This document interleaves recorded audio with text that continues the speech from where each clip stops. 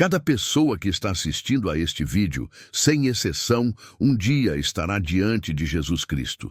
Mas nesse dia, ele não será apenas o Salvador, o Mestre ou o amigo. Ele será o justo juiz de toda a criação.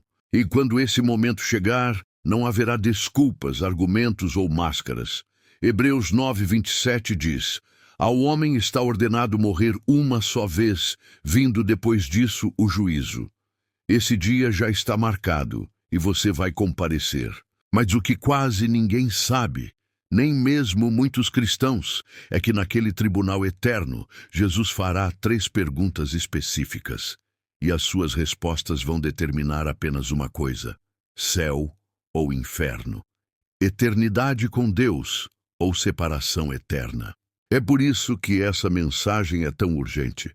Essas perguntas não são baseadas em achismos, religiões ou tradições humanas.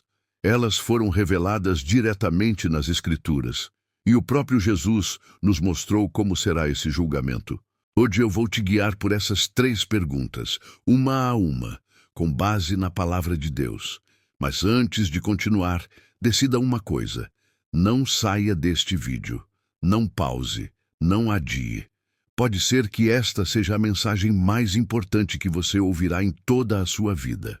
Porque no fim das contas, quando você estiver diante de Jesus, nada mais vai importar além dessas 3 respostas. O dia do julgamento não é uma metáfora, não é uma figura de linguagem criada para assustar. É uma realidade espiritual, profetizada nas Escrituras e absolutamente certa de acontecer. Romanos 14:10 afirma que todos nós compareceremos perante o tribunal de Deus. Assim, cada um de nós prestará contas de si mesmo a Ele. Isso significa que ninguém será excluído. Nenhuma posição social, nenhuma fama, nenhuma desculpa poderá nos livrar desse encontro inevitável. Todos nós, pastores, artistas, empresários, políticos, jovens e idosos, estaremos diante dele. O apóstolo João, em Apocalipse 20:12, descreve esse momento com clareza assustadora. Vi os mortos, grandes e pequenos, em pé diante do trono, e livros foram abertos. Os mortos foram julgados de acordo com o que haviam feito, conforme estava registrado nos livros. Nessa hora, tudo será revelado. Cada palavra, cada pensamento, cada atitude, inclusive aquelas que ninguém viu, estarão ali diante de Deus. Mas, mais do que nossas ações, Deus vai olhar para as motivações por trás delas. O que nos moveu? Por que fizemos o que fizemos? Em 2 Coríntios 5:10 está escrito: todos devemos comparecer perante o tribunal de Cristo, para que cada um receba o que merece pelo bem ou pelo mal que tiver feito enquanto estava no corpo. Não será um julgamento coletivo, mas individual, pessoal, profundo. Nesse dia, o que está oculto será exposto, e os papéis que representamos diante dos outros não terão mais valor. Será o encontro do verdadeiro eu com o verdadeiro Deus. E é por isso que Jesus não começará perguntando quantas regras você seguiu ou quantos pecados cometeu. Ele vai começar com algo muito mais íntimo, muito mais decisivo. Ele vai olhar nos seus olhos e fazer a primeira pergunta. Jesus olhará nos seus olhos e perguntará: o que você fez com o meu filho? Essa é a pergunta que define tudo. Ela não trata da sua aparência espiritual, nem do que as pessoas pensavam de você. Trata da sua resposta ao maior presente que Deus já deu à humanidade, Jesus Cristo. João 3,18 deixa isso claro. Quem crê nele não é condenado, mas quem não crê já está condenado, por não crer no nome do Filho unigênito de Deus. Note, não se trata apenas de ser bom ou ruim, mas de crer ou não crer, de ter ou não ter Jesus. E essa crença não é teórica, distante ou religiosa. É algo íntimo, transformador e pessoal. 1 João 5,12 diz: aquele que tem o Filho tem a vida. Aquele que não tem o Filho de Deus não tem a vida. Ou seja, não existe meio termo. Ou você tem Jesus ou você não tem. E a vida eterna depende exclusivamente disso. Nesse momento, talvez você pense: mas eu tentei ser uma boa pessoa. Eu nunca fiz mal a ninguém. Essa é uma resposta comum, mas infelizmente está longe de ser suficiente. Isaías 64 nos lembra que nossas boas obras, por melhores que pareçam, são como trapos de imundícia diante de um Deus santo. Romanos 3,23 declara: todos pecaram e estão destituídos da glória de Deus. Ninguém é bom o bastante para merecer o céu. Não é uma questão de esforço humano. A salvação é pela graça por meio da fé. Não vem das obras, para que ninguém se glorie. Outros poderão dizer: mas eu ia à igreja, eu participava dos cultos, até servia no ministério. E Jesus responderá como em Mateus 7,22. Muitos me dirão naquele dia: Senhor, Senhor, não profetizamos em teu nome? Em teu nome não expulsamos demônios? E em teu nome não realizamos muitos milagres? Então eu lhes direi claramente: nunca os conheci. Afastem-se de mim. Isso é chocante. Essas pessoas fizeram coisas para Jesus, mas nunca caminharam com ele. Conheciam o nome de Cristo, mas não o coração de Cristo. Eram religiosas, mas não regeneradas. A verdade é simples. Jesus não quer sua performance. Ele quer o seu coração. Ele não está procurando boas aparências, mas um relacionamento real. Ele quer saber se você o recebeu como Salvador. Se você creu em seu sacrifício na cruz. Se você entregou sua vida a Ele. Não é sobre ritual, é sobre rendição. E há aqueles que naquele dia, com lágrimas nos olhos, poderão dizer: Senhor, eu te recebi. Eu entendi que era pecador. Eu entendi que não podia me salvar sozinho. Eu me rendi a ti. Coloquei minha fé no teu sangue, na tua cruz, na tua ressurreição. Eu confiei em ti. Agora que entendemos a importância de responder à pergunta sobre o Filho de Deus, Jesus seguirá para a próxima. O que você fez com o que eu te dei?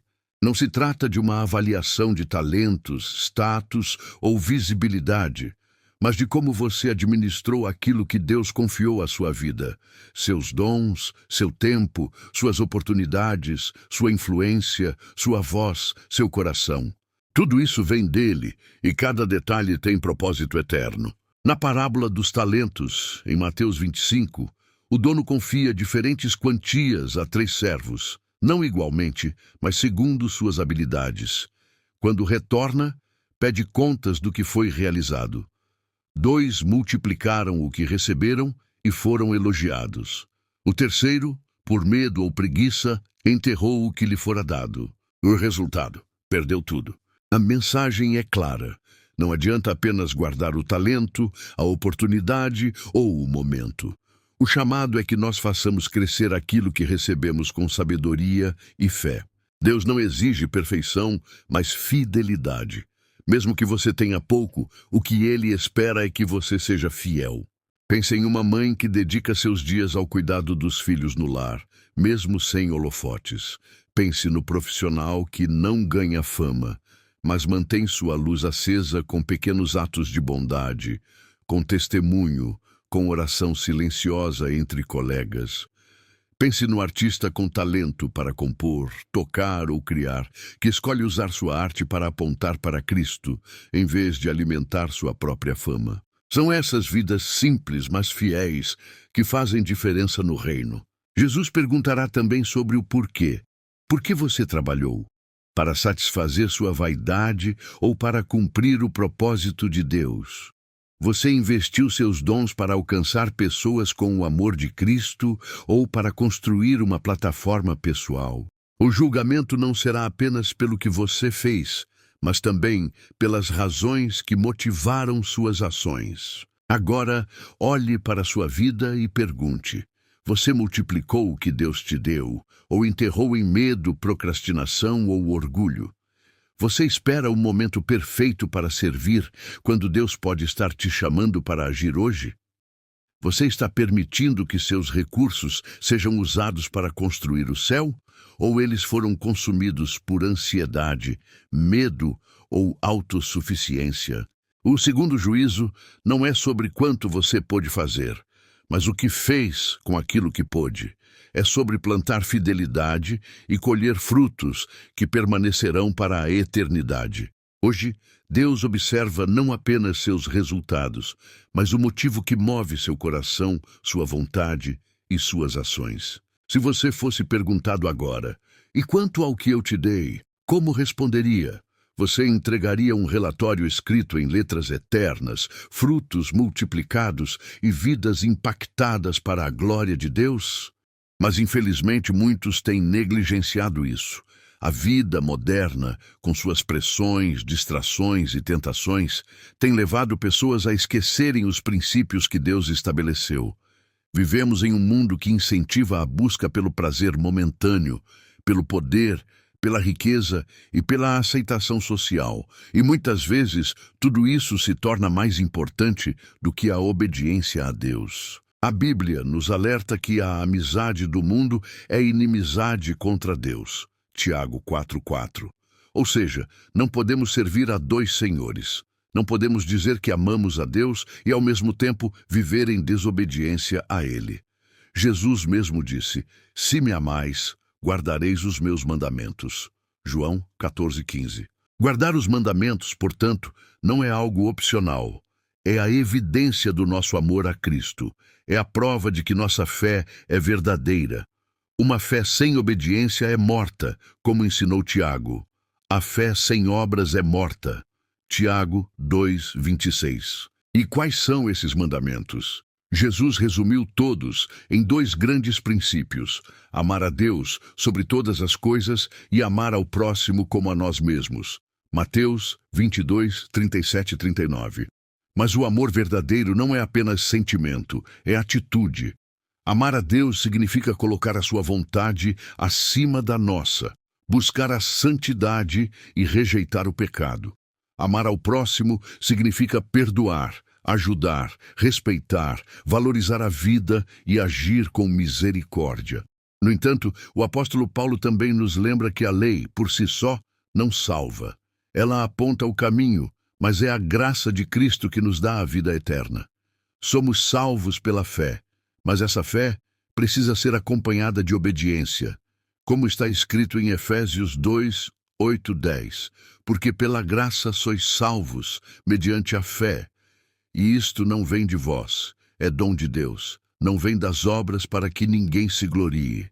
Pois somos feitura dele, criados em Cristo Jesus para boas obras, as quais Deus de antemão preparou para que andássemos nelas. Portanto, guardar os mandamentos não é um peso, mas sim o propósito pelo qual fomos criados.